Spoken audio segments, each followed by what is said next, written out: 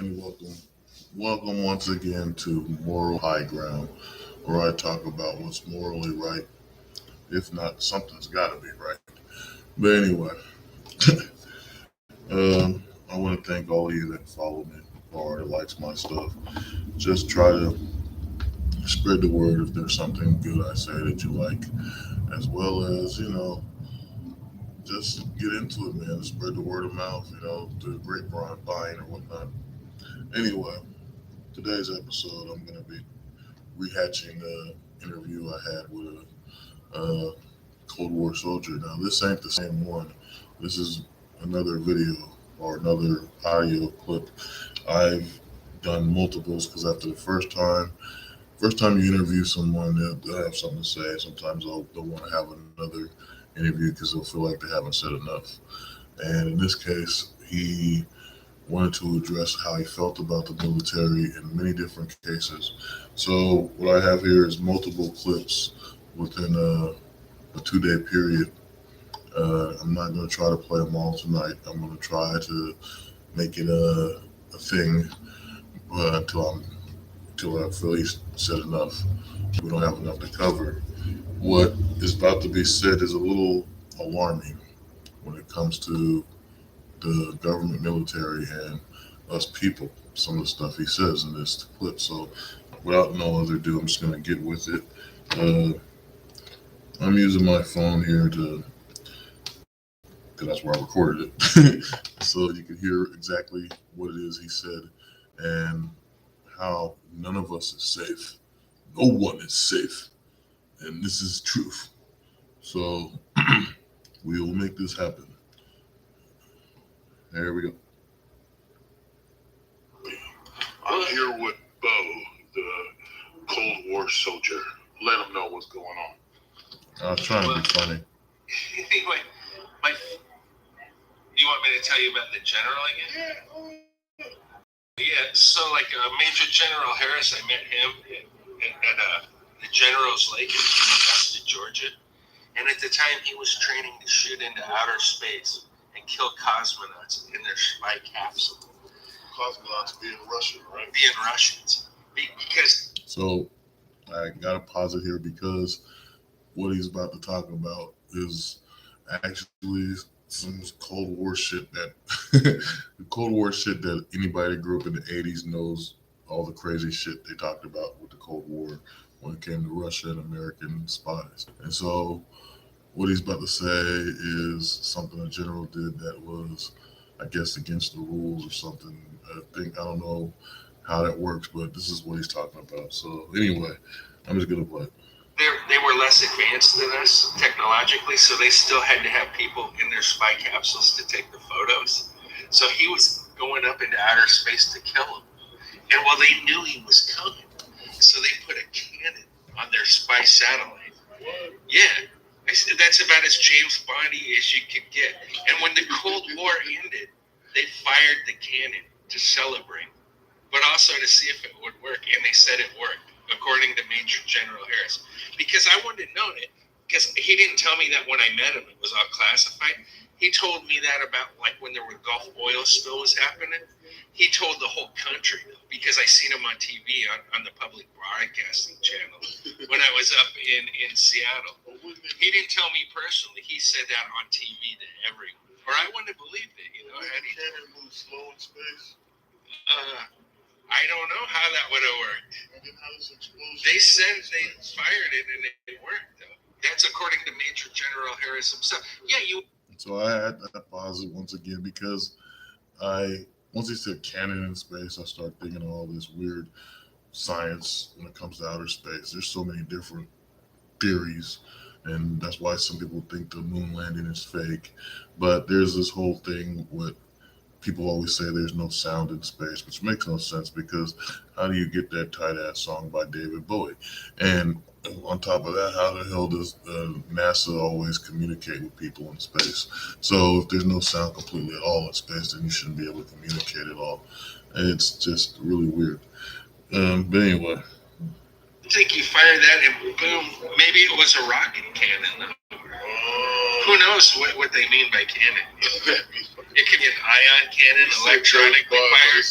You know, where you got a negatively charged particle inside of a shell, and then you got an electromagnetic conductor around it, and then you hit that with the negative, and the negative, and the negative, and it shoots out like out of the cannon. It could be like that. You know. But those things go fast. I mean, they'll go like 19,000 miles, and then the repulsion, it would still throw it. Like, because I think that's weird physics. I wonder how they pulled that off. That's what I'm saying. Maybe they had their thrusters going at the same time. You know, like an equal amount of thrust compared to the firing, so that they didn't go backwards or whatever. Or maybe. So this part was pretty much just him explaining this. I thought this was important because it's Cold War stuff, as well as to understand the nature of how America attacks. Not so much in the way where we attack face to face, but the secret attacks that we don't see. The stuff where people are forced to go do things that are odd and in some cases against the American citizens. But in this case right here, it's against the Russians with a cannon they wasn't aware about, that later on they became aware of, trying to speak proper grammar, but was aware of when the Cold War ended.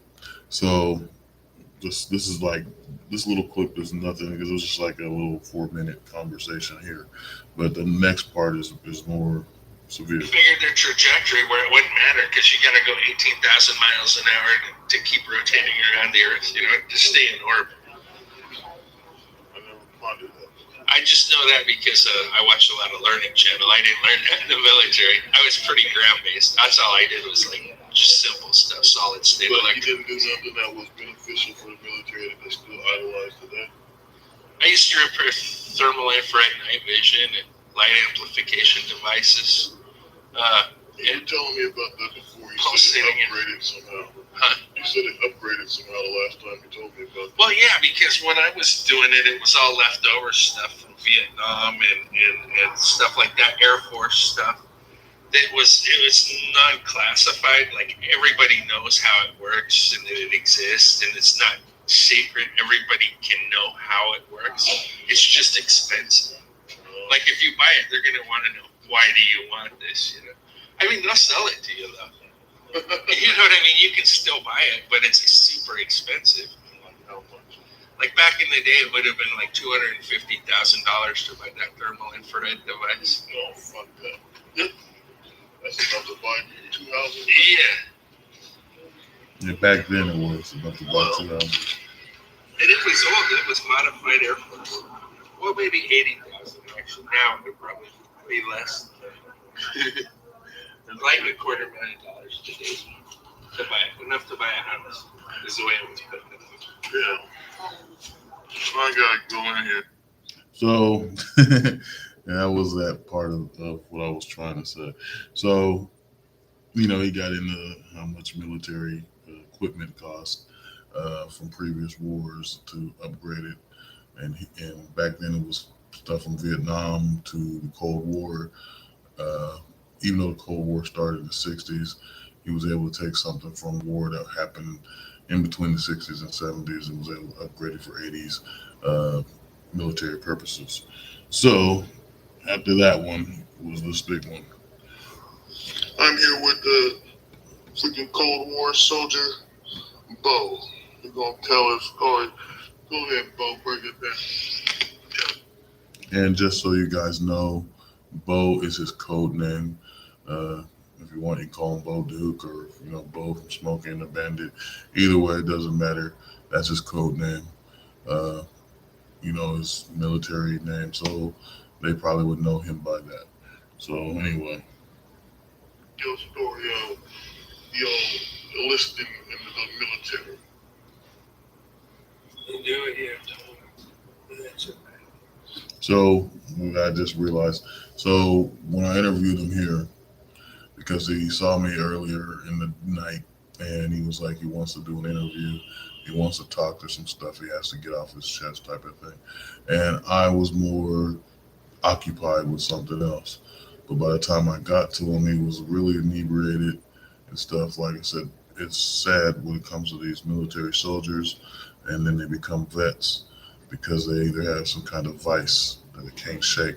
Some of them are very stern and straight and can stay straight and narrow without a problem.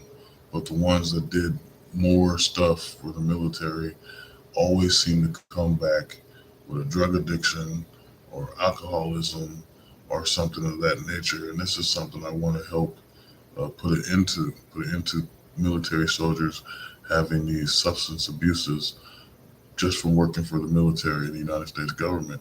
Has to be a way to eliminate this toxic behavior that happens after war. But I guess if you see some shit, you need something to take your mind off that shit.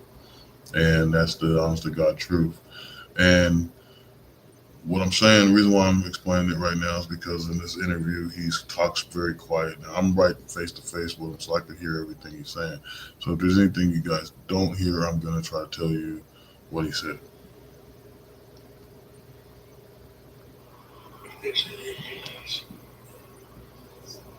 Speak up, man. I can't hear you. Like, if you join the military, you're a human slave. Except you're not you're a servant. But it's worse. So what he says here is, he says, if you join the military, you're a slave. And it's worse than that because you're a servant. And he's going to explain a little bit more. It has a lot to do with the question I asked him earlier in the night, which was, how do you feel about the military as a whole? And here we go again. Just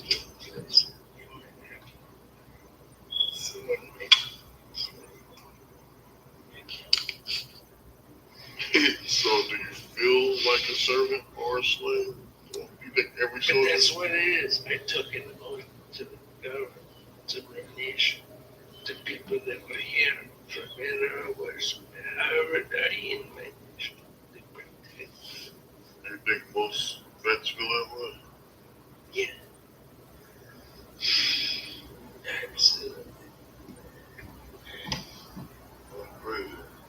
So I asked him because I said, he's saying this, that he took the oath and, he felt like a slave or a servant. And I asked him, does most vets feel that way? And he says, yes. So this is a question. This is the stuff I had in conversation with this guy is pretty more deep than I usually have with a vet. So anyway. But then, I mean, think of it. Like, you can be a lot of shit. I absolutely hate and disagree with. But I would kill. So you have the right when I disagree. You can be a homophobe or whatever. I mean, even things I disagree with. But I would go ahead and So he's talking about some of the stuff he did and how messed up it was, even if he had the urge to kill and stuff. And, he starts to explain yes. more. if you're dying, you're not doing your job. If you think you're going to die for the country, then you're not working. You should be one. Kill for your freedom is what you're saying. You don't die. You don't give your life. You're jealous. You make them. Kind of like a mercenary. Well, but, they put Look, I knew it. Yeah, he's saying he's American. I was saying like a mercenary. He's probably thinking missionary or something like, go Christian thing, but because he was drunk. But I'm talking like, Metal Gear, Splinter Cell type mission, type of stuff. And, this is a thing where when I was interviewing him before, the past couple times he was sober. This time he was drunk. And so all the negative stuff comes out. I had that with a couple relatives that was in the military, one that was in Vietnam. We'll talk about his first time falling from the chopper and going into infantry and all the negative stuff that happens. And he would do the same thing when he was drunk. explained it all. And so this is what's going down. And it's like the hidden truth that they're holding this stuff in, and alcohol always makes you tell the truth. I was up against, I knew I was up against drug dealers and criminality in my free. But they even protect me because they're the best ones. But like, I don't want to be that. You know what I mean? But you're even protecting them because how else could they do it? So what he's saying here, he was talking about how he had to protect drug dealers and criminals, and he didn't like doing that, but he had to do that as a United States soldier. He said they have to be protected, or else how can they operate? They have to be able to they're selling drugs or doing their things because they're being protected by the government. And this is what he's saying, and it's pretty alarming in a way because what has the war on drugs been about in the past, and what do we got out here right now, and how is fentanyl spreading so fast? Because they're being protected, and it makes more sense, especially with what's going on south of the border, and Biden letting everyone over the border to come, and the fentanyl crisis just keeps growing. Obviously they're letting the ones in with fentanyl, and not letting the sweet, nice Mexican ladies or Christian, Catholic believing Latina people over there, letting the drug addicted ones and the drug dealings, the ones that work through cartels, into the country. And so this is part of what he's saying that the military does. They didn't get Yeah, now that you said that, there was that movie, and the drug dealers were part of it. Was using the military. I mean, there's are bad people. You could have become that person when they become strong. Because, you know what I mean? And I'm not sure if it was what you were saying about the movie. Well, no. So the military was helping the dude bring the drugs into the United States and shit from Vietnam in the movie American Gangster, and he was using to bring the plants. That was like this mob boss. Yeah, he was kind of like a mob They boss. figured out a way to stuff the drugs into human bodies and smuggle it back there. Well, And no, they never figured out. they were that bringing they were the using- military. They would weapons. never figure out. They would never figure out they were using the American corpses to do it. So right here is I'm explaining to him how it went down in American Gangster. Now, if you've seen the movie, they were able to bring cocaine from Vietnam or Korea or something like that by putting them in military cases, military weapons and stuff. And then he starts talking about they're bringing them, smuggling them in through drug bodies, putting drugs in the corpses and bringing them back to America. So all the dead fallen U.S. soldiers are being used as drug mules in a way. The bodies come back to their families, but the drugs come back to the States. And this is what he's talking about. But I thought it was just like he wasn't understanding me, but it turned out he understood exactly what I was talking about. He's saying about something he witnessed himself with his own eyes, that they were coming over in human corpses and stuff. So they might have even set up battles where they could just have Americans dead so they could smuggle drugs. Either way, that's fucking crazy. So right there, he says that the military will set up battles, just little minor, tiny battles, just so they can have enough corpses to smuggle drugs back into the United States. And this is what he's talking about. And it's crazy. No, that's Well, it's crazy. you're not thinking bad enough, but I'm giving you a clue. So like they were smuggling drugs back in the corpses of dead service Americans. Oh shit. So you mean after That's what it was actually. they were so everyone that And they died? might have even set battles so Americans died so they can get more drugs back here. Shit. That's So how they were bad- just that's pawns. that's how bad what I mean, whether Lamps they to the are slaughter. not, but the criminality gets involved. Lamb Whether it's good or bad, shit like this.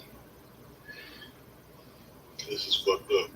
You know, So, that's when I realized that he's not misunderstanding me. He's actually telling from his own eyewitness account of something that the military does that none of us are aware of. And yet, our loved ones come back dead. And it's not just that they come back dead. From what he's saying, they come back dishonorably. Well, not even dishonorably, they're just disgraced. Their bodies can't just come back in peace. They have to be disturbed and they have to be violated in a way so they can bring these drugs into the country. And so it's not an honorable way they're bringing the bodies back. They're not honoring the dead. so they lambs to the slaughter for pawns for the military to use if they would. That's fucking shitty. You seen a lot of that? But those people haven't been brought to justice. You know what I mean? Those generals and shit. No, not them. Like once they're finally brought to charges, why haven't they been brought to charges? Like people that made movies. Oh, yeah. Because they will simply kill you next if you look on it. Because it isn't. Unless So he started whispering there, but he was saying that when he was whispering, he was trying to explain that these people haven't been brought to justice, even the ones that you know about that they made movies of, they haven't been brought to justice because that person would be next to die. And he was trying to whisper about how, pretty much you're a target if you know all this stuff and things like that and whatnot. But anyway, it's real. And if you look at them, there's It's fucked up. I don't want that. whatever is going on, that's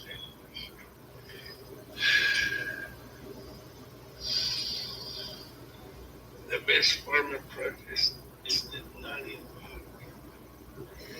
You need a silent protest. like you just don't even get involved. You don't acknowledge it. It's not even unless they come after you. The question I'm asking is this: would you recommend anybody go to the military right now? With our current situation with Kids are so fucked up. nowadays, kids, you mean? And they're probably get some of them are gonna get abused. It's like I got abused personally. Like if I wasn't such a psychotic killer, it would have went further. So you mean they got to be tough enough to survive the torture? Yeah, you wouldn't think people show up to look and so he's whispering again. He said, "You think people wouldn't show up to the military a certain way?" He was trying to explain. I can't remember exactly the words. I can't really hear it right here. But it was just something to the nature that he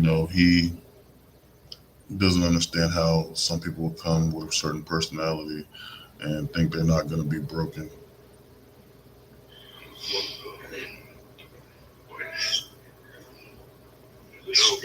Who wants to be with smelly fucking Harry? Hell yeah.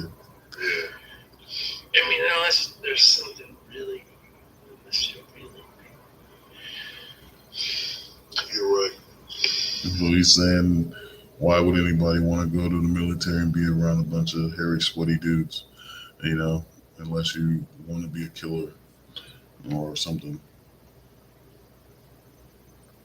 Like you might have a nice feel. They've trained you to kill, but if you do it, it's an act of shame.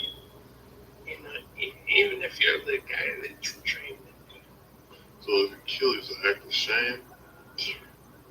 unless you're more. Morally, Yes. I mean, it's always the same as you were trained as a child. Like, why don't you, choke other children by the throat. Because your parents said if you do that, you'd kill another child. So you give them a black eye, a fat lip, a bloody nose, anything but kill them. Because if you kill them, it brings shame and disgrace on you. But now that's all they're trained to do.